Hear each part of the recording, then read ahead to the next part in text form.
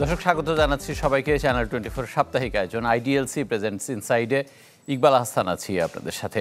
ভিগো wire guard প্রয়োজন মতো বাঁকানো যায়, অধিক চাপেও ভাঙে না। ভিগো। আজকে আমরা আলোচনা করব সম্প্রতি রাজস্ব খাত নিয়ে যে বড় ধরনের একটা সিদ্ধান্ত এসেছে সেই সিদ্ধান্তের যৌক্তিকতা নিয়ে। আপনারা এরই মধ্যে জানেন যে এনবিআরকে বিলুপ্ত করে দুটি আলাদা বিভাগ করা হয়েছে, রাজস্ব নীতি এবং বাস্তবায়ন বিভাগ। ধারণা করা হচ্ছে বা দাবি করা হচ্ছে যে এই কার্যক্রমের মাধ্যমে আদায়ের স্বচ্ছতা আসবে, আদায় বাড়বে এবং সার্বিক যে কর্মকাণ্ড তাতে গতিশীলতা আসবে। যদিও অনেকে বলছেন যে আইএমএফের চাপে সরকার তড়িঘড়ি করে এই রকম সিদ্ধান্ত নিতে বাধ্য হয়েছে। এটা কতটুকু যৌক্তিকতা এর পেছনে ছিল আমরা সেই আলোচনা করব। এই সংক্রান্ত যে কমিশন, সেই কমিশনের চেয়ারম্যান এবং এনবিআরের সাবেক চেয়ারম্যান ডক্টর মোহাম্মদ আব্দুল মজিদ আমাদের আজকের অতিথি। স্যার স্বাগত জানাচ্ছি, অনেক ধন্যবাদ জানাচ্ছি আমাদের এখানে আসার জন্য। আমি শেষের প্রশ্নটাই সরাসরি আপনাকে করতে চাই যে সাধারণ মানুষ বা বিশেষজ্ঞদের অনেকেই বলছেন যে সরকার আইএমএফের চাপে বাধ্য হয়ে এরকম একটা সিদ্ধান্ত নিতে পেরেছে বা নিয়েছে। আপনি কি মনে করেন বা আপনার ব্যাখ্যাটা কি? ধন্যবাদ। রাজস্ব সংস্কার কমিটি যে কমিটি, আমি তার চেয়ারম্যান ওইভাবে নই, আমরা সবাই 5 জন সদস্য, একসাথে সদস্য আর কি। সুতরাং আমি কথা বলছি সদস্য হিসেবেই কথা বলছি। এ ধারণাটাও হওয়াটা স্বাভাবিক, যেহেতু ইট হ্যাজ বিন কোইনসাইডেড, কাকতালীয় হয়ে গেছে। কারণ এই যেদিন রাত্রে এটা জারি করা হলো তারপরের দিন আইএমএফের মনে হলো যে এটা পাওয়া গেছে। আসলে প্রকৃতপক্ষে কিন্তু তা না। আইএমএফ এই যে সত্য যেটা আর কি, ওই পৃথকীকরণের যে বিষয়টি, সেটা এইবারেরও সত্যের আগেও অনেক আগের থেকেই বলে আসছে আইএমএফ। আর আইএমএফের সংস্কার শর্তগুলোর সম্বন্ধে সকলের একটা খুব স্পষ্ট ধারণা থাকা দরকার। আইএমএফ কিন্তু ওয়ার্ল্ড ব্যাংক না, যে কোনো প্রজেক্টের এগেনস্টে সে টাকা দেয় আবার ফেরত নেয়। আইএমএফ হচ্ছে ওয়ান্স ফর অল দিয়ে দেয়, ওর একটা সুদ আছে ঠিকই আছে, কিন্তু এটা একটা লোন আকার, কিন্তু এটা কিন্তু কোনো স্পেসিফিক প্রজেক্টের না। ও হচ্ছে সারা পৃথিবীর সব দেশের অর্থনৈতিক কর্মকাণ্ড ভালো চলছে কিনা তার সার্টিফিকেট দাতা, যশোর বোর্ড আর কি। হ্যাঁ, সার্টিফিকেট দেয় যে এই লোক ঠিক মতন চুল আঁচড়ায়, ঠিক মতন খাওয়া দাওয়া করে, হ্যাঁ, এর শরীর ভালো, সুতরাং আপনি ওর সাথে মেয়ে বিয়ে দেন বা ইত্যাদি, এই ধরনের শর্তগুলোকে সে করে আইএমএফের। সেই জন্য আইএমএফের শর্ত দেওয়া এবং আইএমএফের সম্মতি পাওয়াটা যে কোনো অর্থনীতির জন্যে গুরুত্বপূর্ণ, কারণ তাকে আর 10টা সংসারে চলতে হয় সেই কারণে। তো এবারের যে ট্রিগারের ভিতরে এটা ছিল, এর আগেরও ইসিএফ লোনের সময়ও অন্যভাবেও ছিল, সেখানে ভ্যাটও ছিল, ভ্যাটের ব্যাপারটা ছিল। এবার এটা আছে। আমি চেয়ারম্যান ছিলেন, হ্যাঁ, ওই সময় এই ধরনের আলোচনা বা একরকম প্রস্তুতি কিন্তু সম্পন্ন হয়েছিল, পরবর্তীতে সেটা বাস্তবায়ন জানি। এবার কেন এত দ্রুত করে এই পথে হাঁটতে হলো? এই যে এত দ্রুত শব্দটা আমি মোটেই করতে চাচ্ছি না, এটা কিন্তু অনেক আগের থেকেই এটা আলোচনার ভিতরে চলে আসতেছিল এবং নানানভাবে, এবং স্টেক হোল্ডাররা সবাই, ইভেন আপনারা মিডিয়াও বিভিন্ন সময় অন্যভাবে বলেছেন যে এটা আসলে পৃথকীকরণ হওয়া উচিত বা থাকা উচিত। কিন্তু অন্তর্বর্তীকালীন সরকার এসে যেহেতু কয়েকটা সংস্কার কমিটি বা কমিশন গঠন করেছে, সুতরাং এই এনবিআরের এইগুলো করার জন্য আমাদের কমিটির নাম আছে কমিটি, এটা কমিশন না, পরামর্শক কমিটি বলে অনেকে। এবং এখানে সেই কারণেই আমাদের যে 5টা টিওআর দিয়েছে তার ভিতরে এটা ইমপ্লিসিটভাবে উঠে এসছে যে আগে এই সংস্কার, এই যে এই মানে কি বললে, মানে পৃথকীকরণ করলেই আমার সংস্কারের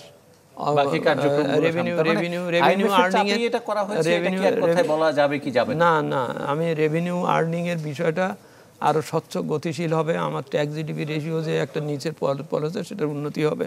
এইসবের কারণে এই পৃথকীকরণের দাবি বা পরামর্শ বা এটা কিন্তু অনেক আগের থেকেই।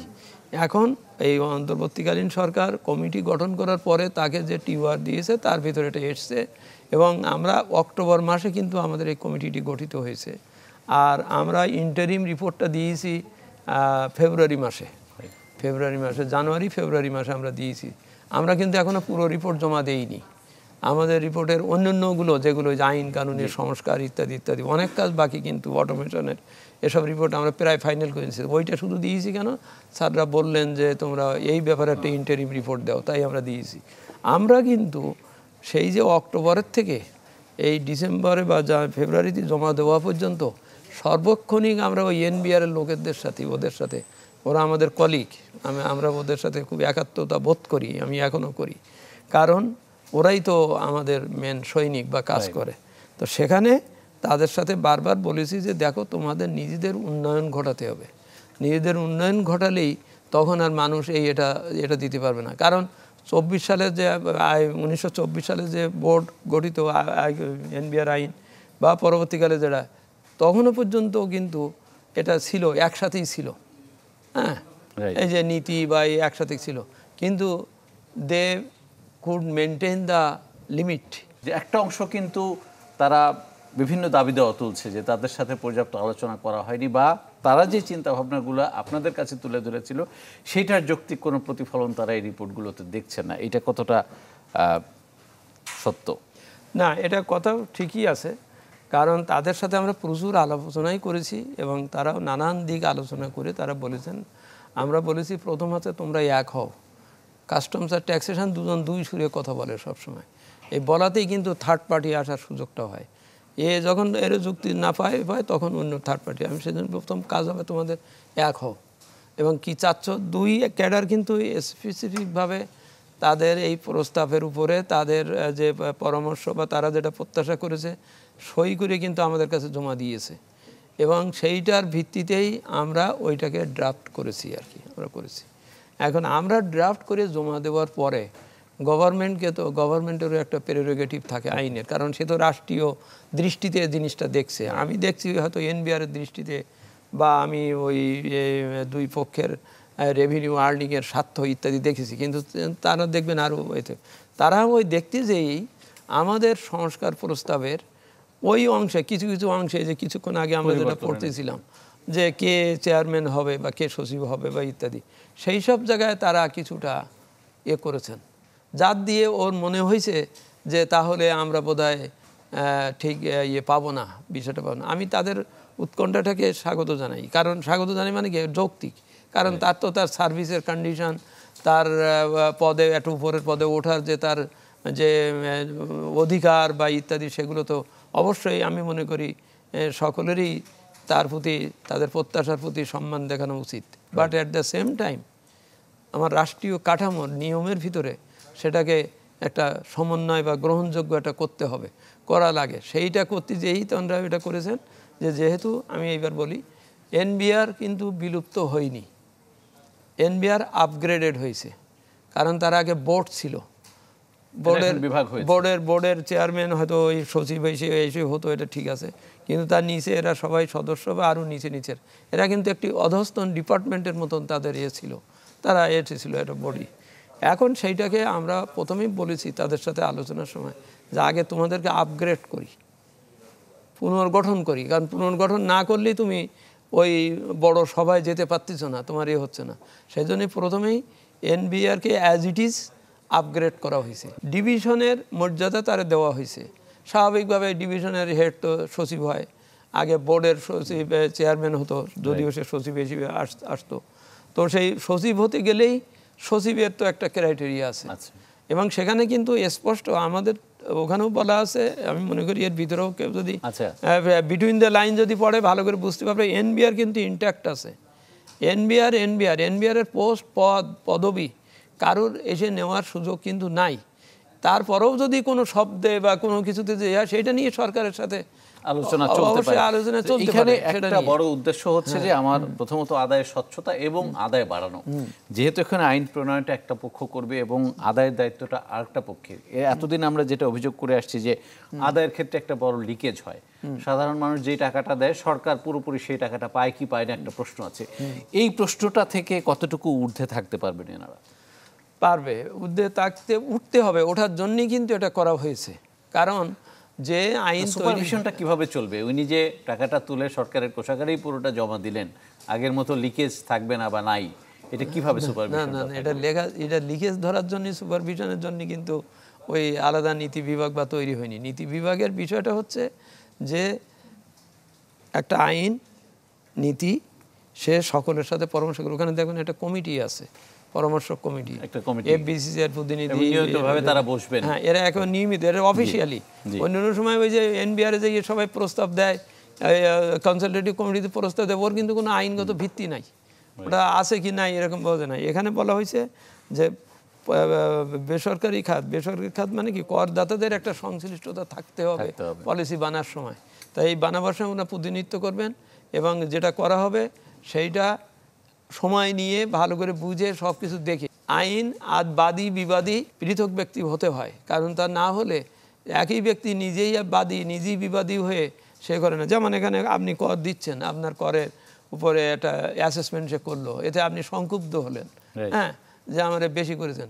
এখন সেই বিচারটাই আবার যদি আমি ওনার কাছেই দেই, বারবার বলা হচ্ছে যে আদায় বাড়বে। আমরা যেহেতু একটা নীতিগত সংস্কার করেছি এবং আপনি বললেন যে লিকেজ ধরার জন্য আসলে এই নীতিটা করা হয়নি, তাহলে আমি কিসের উপর ভিত্তি করে এত শক্তভাবে বলছি যে আমার আদায়টা বাড়বেই? বাড়বে এই জন্যেই যে আমি একটি স্বচ্ছ জবাবদিহিমূলক পরিবেশ তৈরির চেষ্টা করছি এই আইনের দ্বারা। স্বচ্ছ জবাবদিহিতার প্রয়োজন হচ্ছে এটা কেন, যে তাহলে করদাতারা দেখা যাচ্ছে যে উনি নিজের করে বড় লোকের জন্য আমি খুব কঠিন একটা আইন ও নিজেই তৈরি করে কি আবার ওইটা ইমপ্লিমেন্ট করে না, তার সাথে সে কিন্তু গলিয়ে চলে যায়।